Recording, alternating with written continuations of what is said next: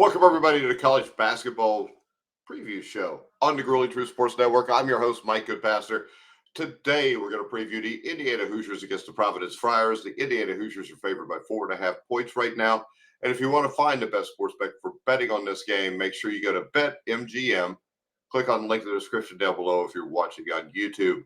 All right, the Indiana Hoosiers, Providence Friars will play for 7th place out of an 8-team tournament, which means nobody wants to be here right now. Providence got dominated by Oklahoma in their first game. They lost to Davidson in mid-major the other day. Indiana, on the other hand, has been completely and utterly embarrassed. This is a team that is extremely talented with guys like Oumar Ballo, Mackenzie Mungabu, Malik Renew, and they have just looked listless. The defense has not existed. The ball movement on offense has not existed. They don't switch well on defense. This is a Hoosier team that came in here 4-0 undefeated, but that was off the back of beating basically 4 relatively bad teams. I mean, maybe South Carolina is not bad, but I know that they're not good. So the Indiana Hoosiers here with Mike Woodson have a lot to prove. And if they lose this game today, the wheels have fallen off, and the wheels may have fallen off even if they win this game. Now, when we look at this game, the Indiana Hoosiers, there were some bright spots, not many, but they came to the Bahamas ranked 14th in the country, but lost both games bad to Gonzaga and Louisville. Louisville's a team that they were favored to beat. Now, the Hoosiers coming to this tournament, like I said, 4-0, to beat South Carolina. That quickly went downhill. They lost to Louisville by almost 30 points. The road didn't get any easier in the second game. They lost by 18 or 16 points. The game was not as close as the score would indicate against Gonzaga either. It was terrible. Indiana played fairly well for the first 10 or 15 minutes. Then, of course, as they always do, they gave up a huge run that basically rendered them non-existent. Now, Oumar Ballo put on one of the better performances in the battle for Atlanta, but is still headed to the 7th-place game. Ballo shot 11 for 13 on the inside, finishing with 25 points. He is a powerful 7-foot center who transferred over from Arizona. His 25 points was his season high, and it still wasn't enough. I mean, you got Mackenzie Mbaku, who finished with just 13. He was their leading scorer coming into the tournament, but has been relatively quiet as he's only scored 8 points against Louisville. So it's 21 all in 2 games. He's a 6'9" forward with guard skills. He scored 31 in the first game of the season. Malik Renew was another 6'9" forward. He had 21 points against Louisville, but then only took 5 shots against Gonzaga. And the problem with him is he has a tendency to just whine and cry, trying to get a call from an official instead of actually playing the game. Now, the Providence Friars came to the Bahamas with an unbeaten record, similar to Indiana, but they really hadn't beat anybody yet. They will try to avoid finishing in 8th place as they've already taken losses to Oklahoma and Davidson. Providence was heavy favorites in all of their first 5 wins and have struggled with the higher talent level in the Bahamas. They got off to a slow start against Davidson. They went down 9-0 to start, 38-18 at the half, creating a deficit they cannot overcome. Jaden Pierre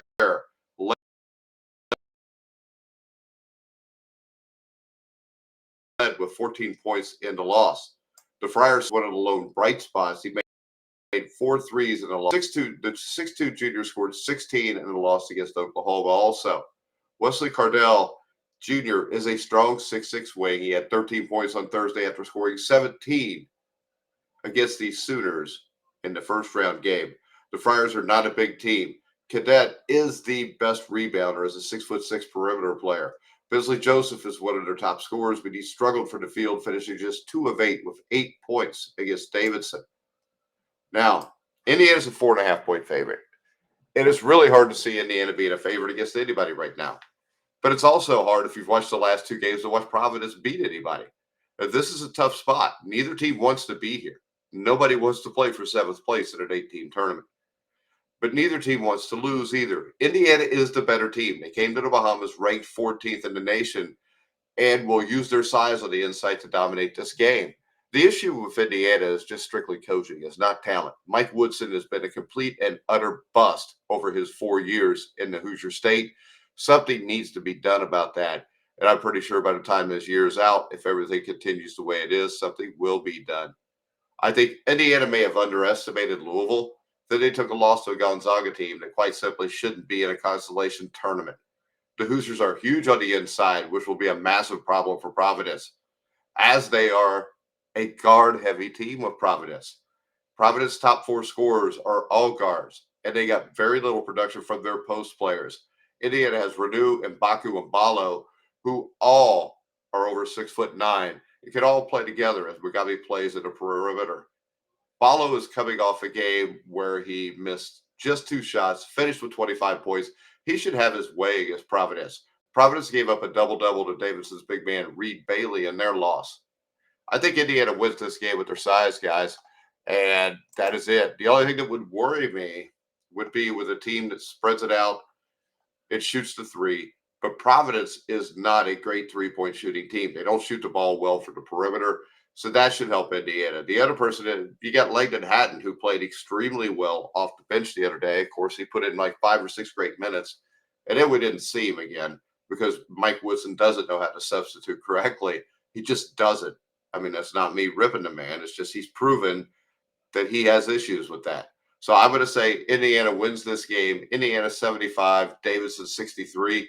I think the Hoosiers get a win, which finishes them in 7th place. They'll come back to IU, of course, to play 3 safe games against non-conference opponents like Chattanooga that aren't very good, just to build up the confidence again before the big downfall comes when we get the Big Ten play.